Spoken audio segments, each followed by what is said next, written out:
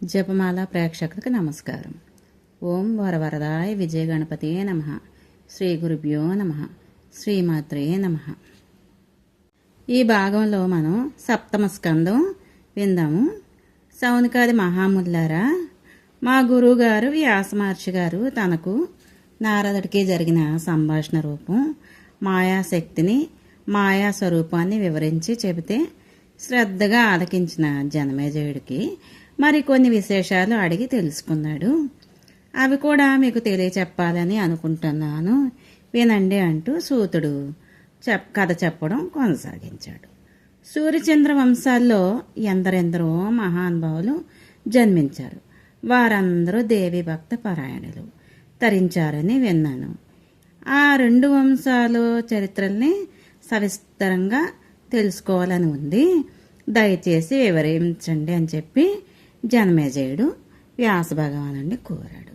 వ్యాస భగవానుడు అలాగే చెప్తాను విన్నాయన అని ప్రారంభించాడు. నారదుడికి దక్షుడికి శాపం. జనమేజయ, విష్ణుమూర్తికి నాభి కమలం నుంచి బ్రహ్మదేవుడు ఆవిర్భవించాడు. గొప్ప తపస్సు చేసి మహాదేవిని ఉపాసించి వరాలు పొంది జగత్తును సృష్టించడానికి ఉద్యుక్తుడయ్యాడు. అన్నింటినీ సృష్టించాడు, కానీ మానవుడిని సృష్టి చేయడానికి మాత్రం అతనికి శక్తి చాలలేదు. ఎంతగానో ఆలోచించాడు. ఒక ఉపాయం తట్టింది. అశేష ప్రజానీకాన్ని ఒక్కసారిగా సృష్టించలేను కనుక శక్తి మేరకు కొందరిని సృష్టిద్దాము అనుకున్నాడు. ఏనుగురి మానసపుత్రుల్ని ఆవిర్భావం చేశాడు. ససర్జ మానసన్ పుత్రాన్ సప్త సంఖ్యాన్ ప్రజాపతి. మారీచ, అంగీరస, అత్రి, వశిష్ఠ, పులహుడు, క్రతుడు, పులస్త్యుడు అని వారి పేర్లు పెట్టాడు.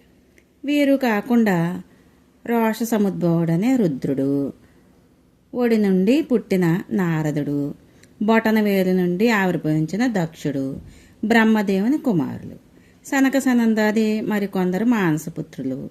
వీరందరూ పురుషులే కాక ఎడమ బొటన వేలు నుంచి ఒక స్త్రీ ఆవిర్భవించింది. ఆవిడే దక్షపత్ని, సర్వాంగ సుందరి. ఈవిడి పేరు వీరిణి. అసిక్రీతి అని కూడా మరొక పేరు కూడా ఉంది. వీరిని దక్షులకు నారదుడు జన్మించాడు. దేవర్షి అయ్యాడు. వ్యాస మహర్షి, ఇది చాలా విచిత్రంగా ఉంది. వీరిని దక్షులకు నారదుడు జన్మించాడు అంటున్నావు. ఇంతకుముందు బ్రహ్మదేవుడు ఒడి నుండి పుట్టాడు అన్నావు. ఏంటి వైరుధ్యం? శాపాలేమన్నా ఉన్నాయా అని అడిగాడు జనమేజయుడు. ఆయనకి అనుమానం వచ్చేసింది. చూడండి, ఇది చెప్తున్నారు. జనమేజయ, రావాల్సిన సందేహం వచ్చింది, దీనికి జవాబు దొరికింది. ముందు కథ విను. వీరిని దక్షులకి ప్రజా సృష్టి చేయమని బ్రహ్మదేవుడు ఆజ్ఞాపించాడు. ఆ దంపతులకు 5,000 మంది సంతానం కలిగింది. ఈ సంతానాన్ని చూసి నారదుడు చాలా సంతోషించాడు. దానికి అర్థం ఏంటంటే, నారదుడికి ఈ అధిక సంతానాన్ని చూసి నవ్వొచ్చి పరిహాసం చేశాడు. వీరిని దక్షులారా, భూగోళం ఏ పాటు ఉందో తెలుసుకోకుండా మీరు ఇలా సంతానాన్ని వృద్ధిపరిస్తే ఎలాగా? చివరికి నవ్వులు పాలవుతారు. గమనించండి. నా మాట విని ముందు పృథ్వీ ప్రమాణాన్ని తెలుసుకోండి. అటుపైన సంతానోత్పత్తి చెయ్యండి. అందరూ హర్షిస్తారు. ఏ ఇబ్బందులు ఉండవు. లేకపోతే చిక్కున పడతారు. నారదుడు ఇలా హెచ్చరిక చేయడం దక్షసుతులు అవును సుమా అనుకున్నారు. భూమండలం ఎంత ఉందో తెలుసుకొని వద్దామని తలొక వైపు బయలుదేరారు. 5,000 మంది వెళ్ళిపోయారు. దక్ష ప్రజాపతికి బెంగ పట్టుకుంది. ఇల్లు బౌర్మంటూ ఉంది. ఏమీ తోచడం లేదు. సరాసరి ఇంకా వీళ్ళు పెరిగి పెద్దవాళ్ళు అయ్యారు. ఇంకా కొంతమందిని సరే అని మళ్ళీ పుత్రుల్ని సృష్టించాడు. వాళ్ళు పెరిగి పెద్దవాళ్ళు అయ్యారు. తాము సంతానాన్ని ఉత్పత్తి చేయడం ఆరంభించారు. అదొక ఉద్యమంగా సాగుతుంది. నారదుడు మళ్ళీ ఆళకోళం చేశాడు. వీరంతా మూర్ఖుల్లాగా ఉన్నారు. చెప్తుంటే వినిపించుకోవటం ఏంటి? భూగోళం ఎంతుందో తెలుసుకోకుండా సంతానాన్ని ఉత్పత్తి చేస్తారేంటి అని విసుక్కుంటూ నిజమే కదా అని మళ్ళీ ఈ దక్షసుతులు కూడా తమ అన్నయ్యలాగా తలో దిక్కుకి వెళ్ళిపోయారు. ఈసారి దక్షుడి విరహం కోపంగా పరిణమించింది. నారదుని శపించాడు. నా పుత్రుల్ని నాశనం చేసావు కనుక నువ్వు నాశనపో అని చెప్పి అన్నాడు. దుర్బుద్ధితో ఎంతటి పాపకార్యం చేసావు కనుక గర్భావాస దుఃఖం అనుభవించు. అది కూడా నాకు పుత్ర విరహాన్ని కలిగించావు కాబట్టి నాకే పుత్రుడిగా ఆవిర్భవించు అంటూ శాపం విసిరాడు దక్ష ప్రజాపతి. బ్రహ్మదేవుడు ఉత్సంగంగా నుంచి అయోనిజుడే ఆవిర్భవించిన నారదుడు ఈ శాపం కారణంగా గర్భవాస క్లేశాన్ని అనుభవించి వీరిని దక్ష ప్రజాపతులకు తనయుడిగా జన్మించారు. అటుపైన దక్షుడు పరమ దక్షుడే 60 మంది ఆడపిల్లలకు తండ్రి అయ్యాడు. వీరినిదేవి తన స్త్రీ సంతానాన్ని చూసి మురిసిపోయింది. అందరూ కూడా పెరిగి పెద్దవాళ్ళయ్యారు. వీరిలో 13 మంది కశ్యపుడికిచ్చి వివాహం జరిపించారు. 10 మందిని ధర్ముడికి, 27 మందిని చంద్రుడికి, 2 భృగువుకి, 4 అరిష్టనేమికి, 2 అంగీరసుడికి ఇచ్చి వేదోక్తంగా పరిణయోత్సవాలు జరిపించారు. కొన్నాళ్ళు గడిచిన తర్వాత యుక్త వయస్కులే ఆయన చిన్న పిల్లలిద్దరిని అంగీరసుడికి ఇచ్చి వేదోక్తంగా పరిణయం చేశారు. చివరికి 2 కూతుళ్ళని అంగీరసుడికి ఇచ్చి పాణిగ్రహణం చేశారు. ఇలాగా వీళ్ళంతా పుత్రపౌత్రవతులయ్యారు. ఆ సంతానమే మహాబలవంతులుగా పరస్పర విరోధులు, దేవదానవులు, రాగద్వేషాలు పెట్టింది పేరుగా మహావృతులే నిరంతరం కలహించుకుంటూ సోదరుల వీరు. సూర్యవంశ చరిత్ర విందాము. దేవతలు దానవులు ఆవిర్భవించారు అన్నాను కదా. ఆ దేవతల్లో సుప్రసిద్ధుడు సూర్యుడు. అతనికే వివస్వంతుడు అనే పేరు. అతని కుమారుడు వైవస్వంత మనువు. అతని కొడుకు ఇక్ష్వాకుడు సూర్యవంశ వివర్ధనుడు. ఇతడే ఇక్ష్వాకుడు తరువాత వైవస్వత మనువుకు మరి 9 మంది పుత్రులు ఆవిర్భవించారు. నాభాగుడు, దృష్టుడు, శర్యాతి, నరిష్యంతుడు, ప్రాంశువు, నృగుడు, దిష్టడు, కరుషుడు, వృషద్రుడు అని వాళ్ళ పేర్లు. పెద్ద కొడుకైన ఇక్ష్వాకుడికి 100 మంది పుత్రులు కలిగారు. వారిలో జ్యేష్ఠుడు వికుక్షి. మిగతా 9 మండుగురు ఇక్ష్వాకుల సోదరులకి గురించి సంగ్రహంగా చెప్తాను. నాభాగుడికి అంబరీషుడు జన్మించాడు. ఇతడు ధర్మజ్ఞుడు, సత్యసంధుడు, మహావీరుడు, ప్రజాపాలనా తత్పరుడు.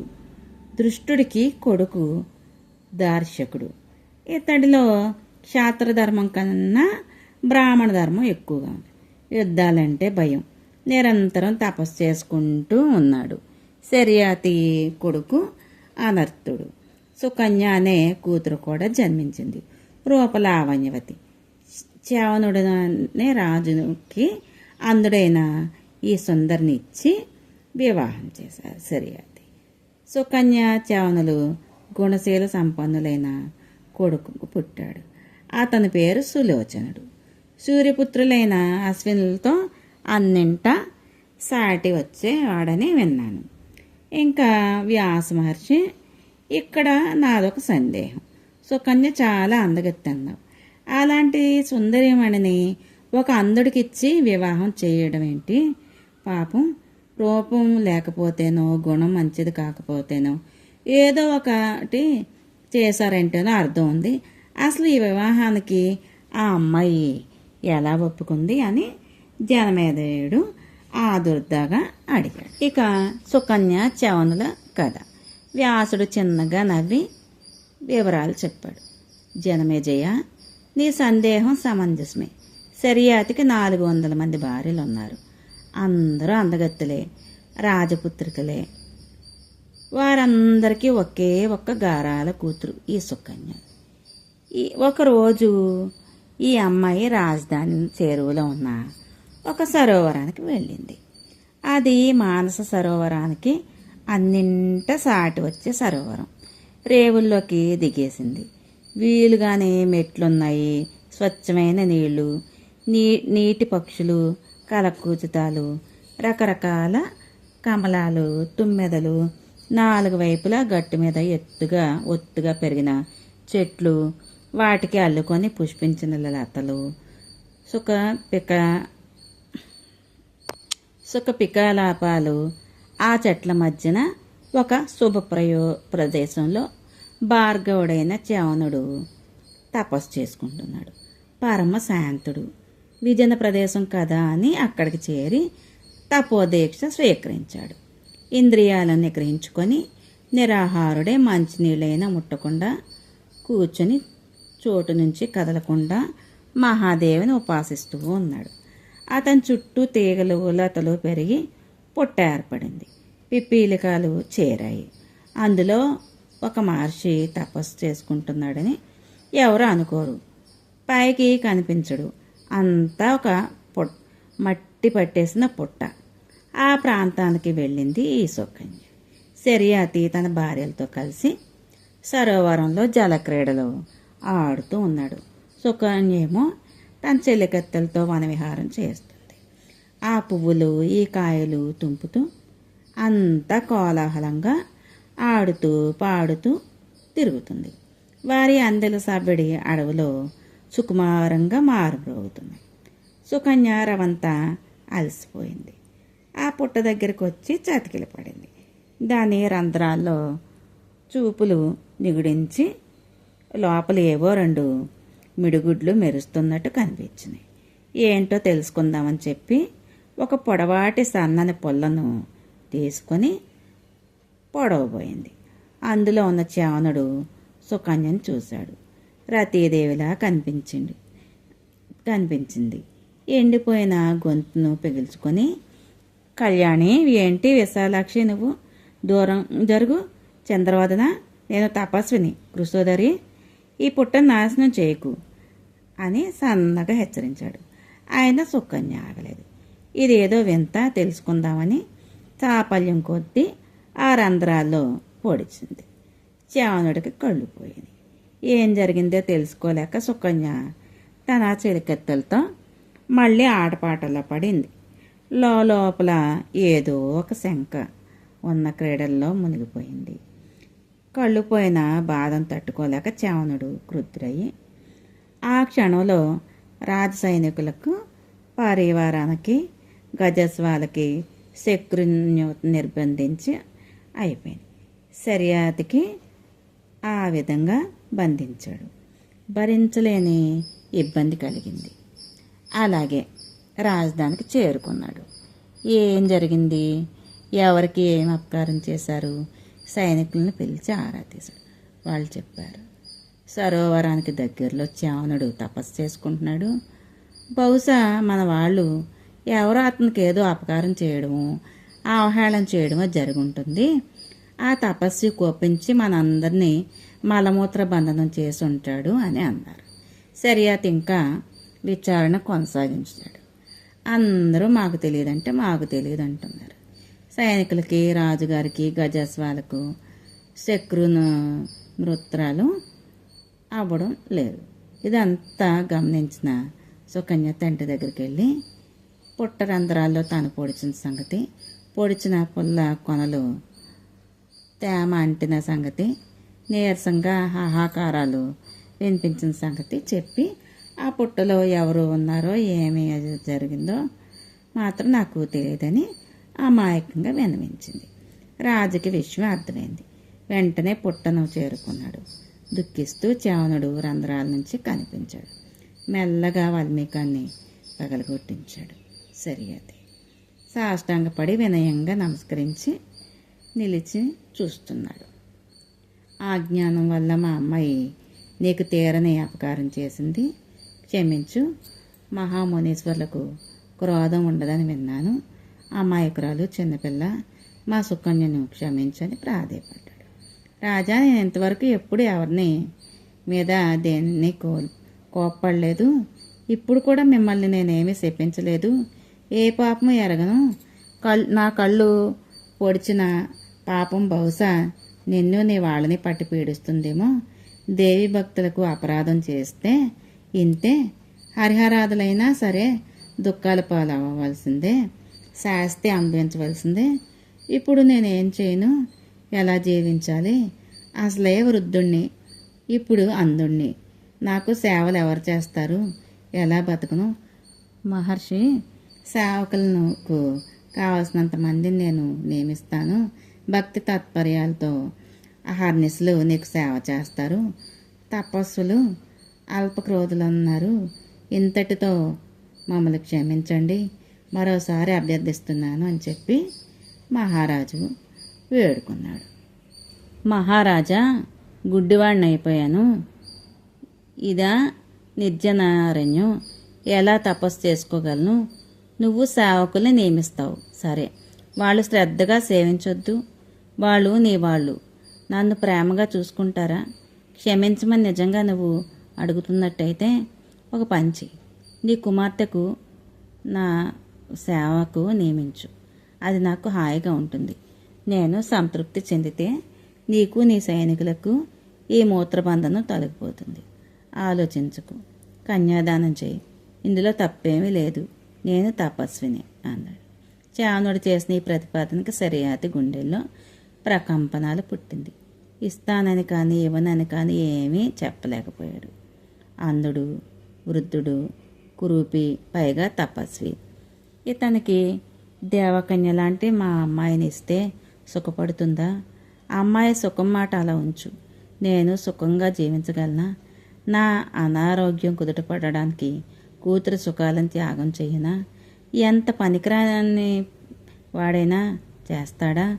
మంచి చెడ్డ తెలిసి నేను ఎలా చేయను? ఇతడితో సంసారం ఎలా చేస్తుంది?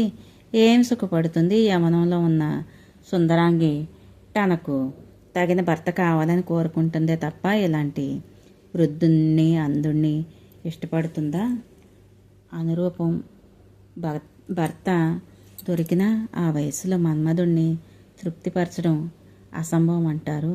ఇంత ఇలాంటి మగడితో సంసారమైతే చెప్పాలా?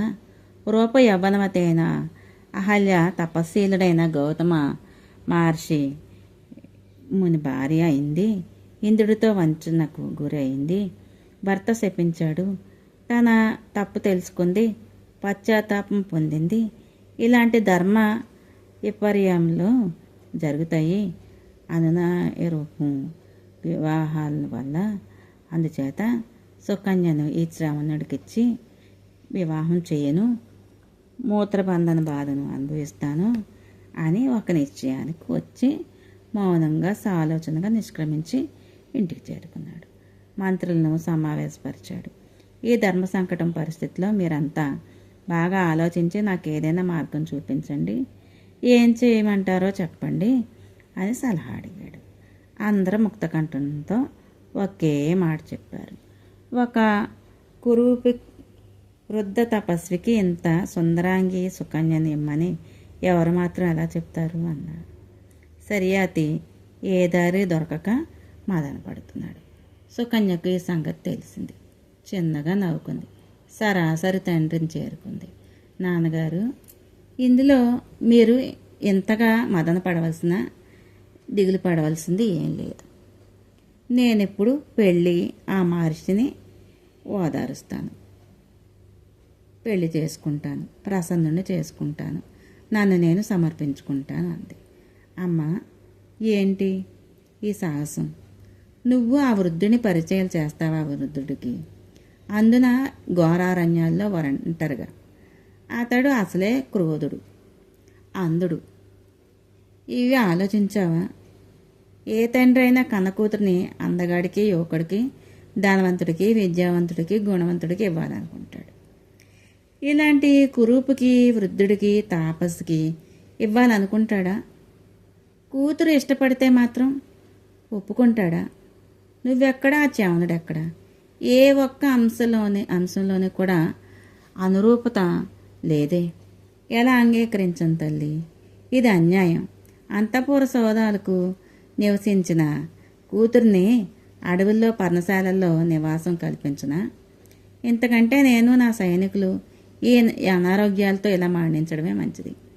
ఏది జరగాలని రాసి పెట్టి ఉంటే అది జరుగుతుంది అంతే. నేను బెంబేలు పడిపోయి చూస్తూ చూస్తూ నీకు అన్యాయం చేయలేను. అమ్మా, నువ్వు స్థిర చిత్తంతో ఉండు. ఏ అందుడికి నేను ఇవ్వను. ఈ రాజ్యం, ఈ దేహం ఉంటే ఉండని, పోతే పోని, బాధ లేదు. ఇది నా నిర్ణయం, ఇది నా నిశ్చయం అని పలికాడు తండ్రి. చవన మహర్షిని చేసుకోవడానికి నేను ముమ్మాటికి ఇష్టపడుతున్నాను. ఏ బాధ పడటం లేదు. నన్ను అతడికి ఇచ్చి వివాహం జరిపించు. నా వల్ల నీకు ఏ సైన్యానికి నీకు ఏ కష్టము రాకూడదు. మీరంతా సుఖంగా జీవించాలి.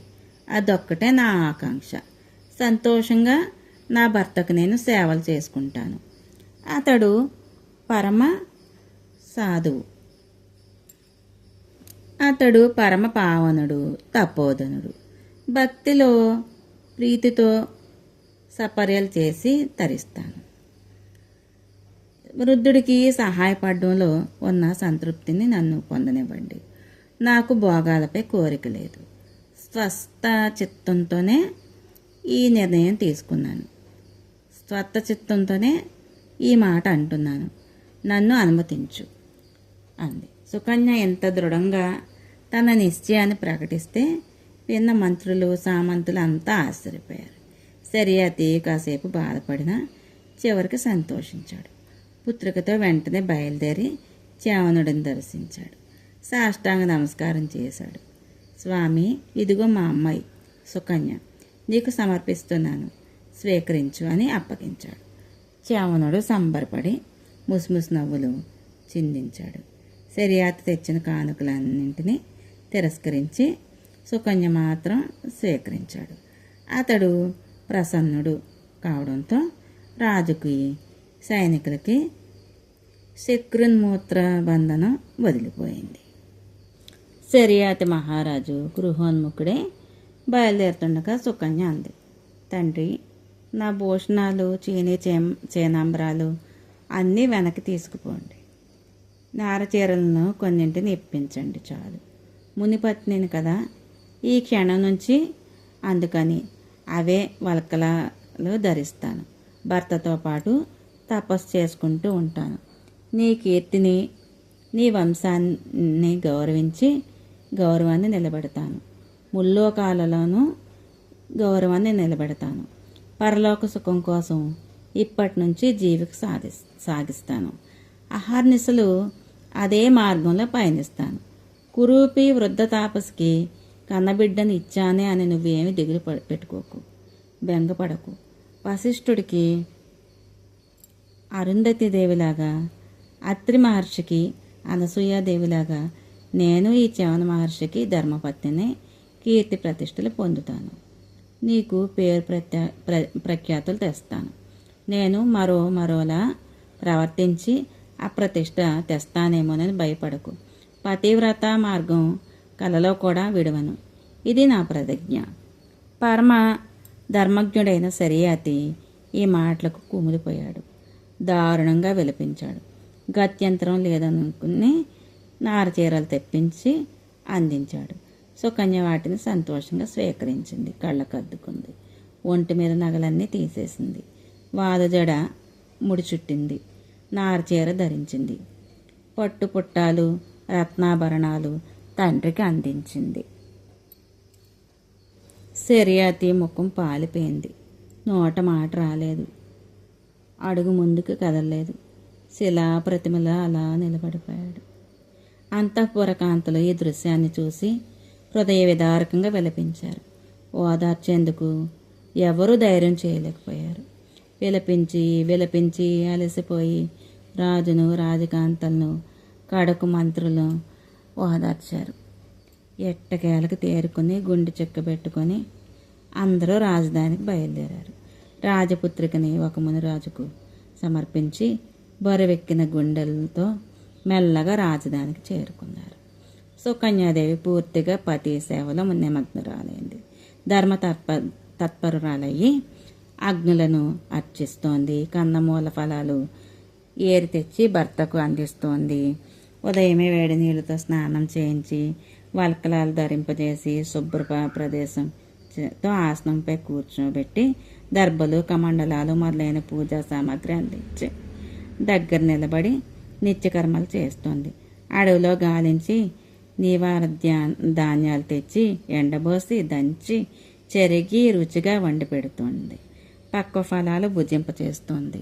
భోజనం అయ్యాక ఆచమనానికి నీళ్లు అందించి కాళ్ళు చేతులు కడిగి తాంబూలం అది ఇచ్చి సేవలు చేస్తుంది. తీసుకువచ్చి శుభ్రాస్తరణం మీద విశ్రమింపచేస్తుంది. వింజామర వీస్తుంది. అటుపైన పతి అనుమతి తీసుకొని తాను వెళ్ళి శరీర సాధనంగా 2 మెతుకులు 2 ఫలాలు నోట్లో వేసుకొని మళ్ళీ వచ్చి సన్నిధిలో కూర్చొని ఏమి ఆజ్ఞనాదా అని వినయంగా అడుగుతుంది. కాళ్ళు ఒత్తున మంచినీళ్ళు కావాలా ఇత్యాది అవసరాలు అన్నీ అడిగి తెలుసుకుంటుంది. సాయంకాలం హోమాలకు పూజలకు సంబారాలు సమకూరుస్తుంది. నైవేద్యాలకు ఫలాలు సిద్ధం చేస్తుంది. అన్నీ అందిస్తుంది. పూజలు నిర్వహిస్తుంది. ముగిసాక నివేదన ఫలాలు ప్రసాదంగా తినిపిస్తుంది. మెత్తని చెయ్యి ఏర్పరిచి పొరండు పెట్టింది. కాళ్ళు పాదాల చెంత తాను నడుము వాల్చుకొని ఉంటుంది. అర్ధరాత్రి అపరాత్రి భర్త నిద్రలేస్తే అలికిడికి తాను లేచి వింజామర వీస్తుంది. శీతాకాలం అయితే పుడకలతో సన్న మంట రగిల్చి వెచ్చదనం కలిగించేస్తుంది. తెల్లవారుజామున పతి నిద్ర లేచేసరికి తాను శుచి భర్తకు కాలకృత్యాల కోసం పాత్రతో నీళ్లు మట్టి ముద్ద సిద్ధం చేసి అందిస్తుంది. తాను కోడి కూడా ఉండి దూరభూమికి తీసుకువెడుతుంది. అక్కడ కూర్చోబెట్టి తాను చాటుగా నిలబడుతుంది. ముగించుకున్నాక తెలిసిన తర్వాత దగ్గరికి వెళ్ళి పాత్రను అందుకుని నడిపించుకొని పర్ణశాలకు తీసుకొస్తుంది. అరుగు మీద కూర్చోబెట్టి కాళ్ళు శుభ్రంగా కడిగి ఆచమనం అందించి దంతకాష్టంతో దావనం చేయించి గోరువెచ్చని శుద్ధోదకంతో స్నానం చేస్తుంది. స్నానం చేస్తూ అవసరమైన మంత్రాలను చ్యవనుడు మననం చేసుకుంటూ ఉన్నాడు. ఇది సంధ్యా సమయం, ఇది హోమకాలం అంటూ తెలియపరిచి ఆయా విధులు క్రమం తప్పకుండా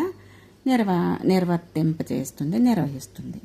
ఇటువంటి దినచర్యతో సుకన్యాదేవి చ్యవన మహర్షిని భక్తి శ్రద్ధలతో సేవిస్తుంది, ఆరాధిస్తుంది. అప్పుడప్పుడు వచ్చి వెళ్ళే అతిథులు మహర్షులకు ఉచిత రీతిగా గౌరవ మర్యాదలు నేర్పుతుంది. ఆనందంగా కాలం గడుపుతుంది. సుకన్య నాసత్య సంవాదం.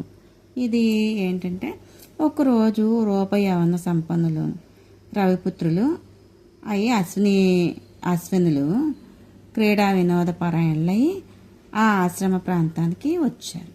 సమీప సరోవరంలో స్నానం చేసి తడి బట్టలతో మడిగా ఆశ్రమానికి నీళ్లు తీసుకుని వెడుతున్న సుకన్యాదేవిని చూశారు. దేవకన్యలా మెరిసిపోతుంది. ఆమె సౌందర్యానికి ముగ్ధులయ్యారు. దగ్గరగా వెళ్ళి గజగామి ఒక్క క్షణం నిలబడు, మేమిద్దరం దేవపుత్రులం, నిజం చెప్పు, నువ్వు ఎవరివి, ఎవరమ్మాయివి, నీ భర్త ఎవరు, ఇక్కడికి ఎందుకు వచ్చావు, ఒంటరిగా స్నానానికి వచ్చావంటే ఏంటి కదా, పద్మపత్ర విశాలాక్షి మరొక లక్ష్మీదేవిలా ఉన్నావు, నీ విషయం అంతా తెలుసుకోవాలనుకుంటున్నాం. నీ సుకుమారమైన పాదాలు ఈ కఠినమైన నేల మీద నడుస్తుంటే మాకు గుండెలు తరుక్కుపోతున్నాయి. తన వంగి, నువ్వు విమానాలలో తిరగవలసిందానివి, ఇలా వట్టి కాళ్లతో నేల మీద సంచరించవలసిన అవసరం ఏమొచ్చింది, అనావిష్కృతమై ఈ అడవిలో ఇలా ఎందుకున్నావు, ఎక్కడికి వెడుతున్నావు, 100 మంది దాసీలతో కదలవలసిందానివి, రాకుమారివో అప్సరసవో, నీ తల్లిదండ్రులు ఎవరో కానీ పరమధన్యులు, నీ పతిదేవుడి అదృష్టాన్ని వర్ణించి చెప్పడం మా వల్ల కాదు. నీ కదలాడుతున్న పాదాలు ఈ భూమిని దేవలోకం కన్నా పావనం చేస్తున్నాయి. ఈ అడవిలో రోజు నిన్ను తనివి తీరా చూడగలుగుతున్నాయి. ఈ పక్షులు మృగాలు ఎంత అదృష్టం చేసుకున్నాయో. నిరంతరం నీ స్పర్శను అనుభవిస్తున్న ఈ నేల ఎంత పావనమైనదో. హే సులోచన, పొగడ్తలకేం గాని సత్యం చెప్పు. నీ తల్లిదండ్రులు ఎవరు? నీ భర్త ఎవరు? ఎక్కడున్నాడు? అతనిని చూడాలని మేము అన్నారు. హఠాత్తుగా ఎదురైన ఈ పరిస్థితికి రవంత నివ్వెరపోయి సుకన్యాదేవి తడి బట్టలతోనే పరపురుషులకు కంటబడినందుకు సిగ్గుపడింది. అయినా తనను తాను నిబ్బరం చేసుకుని ఇలా అంటుంది. నేను సరియాతి తనయను, చ్యవన మహర్షి భార్యను. మా తండ్రి గారు నన్ను వారికిచ్చి వివాహం చేశారు. నా భర్త అంధుడు, వృద్ధుడు, మహాతపస్వి, పతివ్రతనే చ్యవన మహర్షికి అహోరాత్రాలు సేవలు చేసుకుంటూ ఆనందిస్తున్నాను. ఇంతకీ మీరిద్దరు ఎవరు? ఎందుకు ఇక్కడికి వచ్చారు? దగ్గరలోనే ఉంది మా ఆశ్రమం. నా పతిదేవుణ్ణి దర్శించాలనుకుంటున్నారు కదా, రండి మా ఆశ్రమానికి వెళ్దాము, పావనం చేద్దురు గాని, మహర్షిని చూద్దురు గాని అని ఆదరంగా ఆహ్వానించింది. దసరులు అంటే అశ్వనులు తడబడ్డారు, కొంచెం తటపటాయించారు. బింకంగా సంభాషణ సాగింది. అయ్యో, మీ నాన్న నిన్ను తపస్వికిచ్చి పెళ్లి చేశాడా? ఎంత కఠినాత్ముడు. నువ్వు చూస్తే ఈ అడవిలో నేల మీద నడుస్తూ మెరుపు తీగలా మెరిచిపోతున్నావు. దేవలోకంలో కూడా నీలాంటి సుందరాంగి లేదంటే నమ్ము. ఈ నారచీర కాదు, నువ్వు దివ్యాంబరాలు కట్టాలి. వాటికే నువ్వు తగదువు. ఆభరణాలు అలంకరించుకుని తుమ్మెద్దల్లాంటి ముంగుర్లు ముఖపద్మం మీద నాట్యం చేస్తుంటే నీ రూపం చూడాలి. రంభాప్సరసలు తలదించుకోవాలి. ఆహో, బ్రహ్మదేవుడు ఎంత దుర్మార్గుడు. నీకు ఇలాంటి నట్టన అడవిలో కాపురం రాశాడే, అది ఒక జడదారికి, అంధుడికి, వృద్ధుడికి భార్యవై పడి ఉండే అవస్థ కల్పించాడా? దారుణం బామ్ని, ఇది మహాదారుణం. విశాలనైనా నాట్యశాస్త్ర పండితురాలివి ఇలా కనిపిస్తున్నావు నువ్వు. ఆ కన్నులే లేని కబోదికి పరిచర్యలు చేయడమా? మరి మన్మధుడి బాణాలు ఎవరి మీద పడుతున్నట్టు, ఏమవుతున్నట్టు? నీ నవయవ్వన జీవితాన్ని ఇక వృధా చేసుకోకు. నీకు తగిన మరొక అందగాడిని పతిగా వరించు. నీకు వనవాసము, నారచీరలు, తపోదీక్షలు ఎంత మాత్రం పనికిరావు. ఇది మా ఖచ్చితమైన అభిప్రాయం. ఇదిగో మేమిద్దరం ఉన్నాం, ఎవరినో ఒకరిని వరించు. ఈ ముసలివాడిని ఇంకా ఎంతకాలమని సేవలు చేస్తావు? చేసి ఏం బాగుంటావు? ఒక అచ్చాట ముచ్చట సుందరాంగి నీ భార్యగా పొందగానే సరిపోతుందా? ఆల్లా పాల్లా చూడొద్దు. పోషించలేని మగడేనా? నిన్ను సంరక్షించలేని ఆ నిర్భాగ్యుడు నీ వదిలిపెట్టి మాలో ఒకని వరించు. సర్వసుఖాలు భోగాలు అనుభవించు. యవ్వనం స్థిరంగా కుచుంచుకుపోతూ ఉన్నాయి. పిచ్చిదానా, అదొక ప్రవాహం. గడిచిపోయాక విచారిస్తావు. అప్పుడు ఏమి ప్రయోజనం ఉండదు. తెలుసుకో, మా మాట విను. చైత్ర రథంలోనే నందనవనంలోనూ విహరించు. నీ శుభలక్షణాలు చెబుతూనే ఉన్నాయి. నువ్వు రాజకుమారివి, రాజభాగాలు చదువు చూసిన దానవు. ఈ విజయనారణ్యంలో అసలు ఎలా కాలం గడుపుతున్నావో మాకు అర్థం కావడం లేదు. ఓ పికభాషిని, ఓ చారువదన, ఓ మృగసాభక్షి నైనా, ఓ రాకుమారి, దేవలోక భోగభాగ్యాలు నీకోసం ఎదురుచూస్తూ ఉన్నాయి.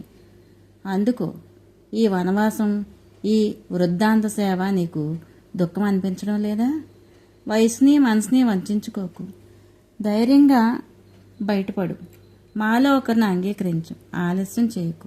త్వరపడు. ఓ చంద్రముఖి, నువ్వు మల్లె పువ్వు కన్నా సుకుమారివి. నీళ్లు మోయడము, పళ్ళు తేవడము ఏమిటి ఈ చాకరీ? సేవలు చేయించుకోవాల్సిన దానివే తప్ప చేయవలసిన దాని కాదు కదా. దసరులు మాటలు అశ్వినిలో దసరులు సుకన్యకు భయం వేసింది, వణికిపోయింది. ఎలాగో ధైర్యం తెచ్చుకుంది. మితంగా జవాబు చెప్పింది. మహానుభావులారా, మీరు దేవతలు, సూర్యభగవానుడి పుత్రులు, సర్వజ్ఞులు, సురసమ్మతులు. నా వంటి సౌశీల్యవతిని మీరు ఇలా భావించడం తగదు. స్వయంగా ఇష్టపడి పెద్దల సమ్మతితో ఒక యోగీశ్వరుణ్ణి పరిణయమాడాను. నేను అపమార్గం తొక్కలేదు. సర్వలోక ద్రష్ట, సర్వకర్మ సాక్షి అయిన దివాకరుడికి పుత్రులే జన్మించిన మీరు ఇలా మాట్లాడకూడదు. సమంజసం కాదు. నేను కులస్త్రీని. భర్తను విడిచిపెట్టి పరుణ్ణి వరిస్తానా? ఈ మాట అనడానికి మీకు నోరు ఎలా వచ్చింది? అసారమైన ఈ సంసారంలో ధర్మం ఏమిటో అధర్మం ఏమిటో ఆ మాత్రం తెలుసుకోలేకపోయారా? ఇక చాలు, సంతోషించాను. మీ తెలివితేటలకి మర్యాదగా వచ్చిందన్న వెళ్ళండి, లేదంటే శపిస్తాను. జాగ్రత్త. నేను సుకన్యను, శర్యాతి మహారాజు కూతుర్ని, చ్యవనుని ఇల్లాలిని అని ఇలా. అశ్విని కుమారులు నివ్వెరపోయారు. ఈవిడే శపిస్తే చ్యవనుడు శపిస్తాడా అని భయపడ్డాడు. తెలివిగా ఈవిడను ప్రసన్నరాలు చేసుకుని తప్పించుకుందామని నిశ్చయించుకున్నారు. దేవి మహిత పరీక్షలో నెగ్గిన సుకన్య.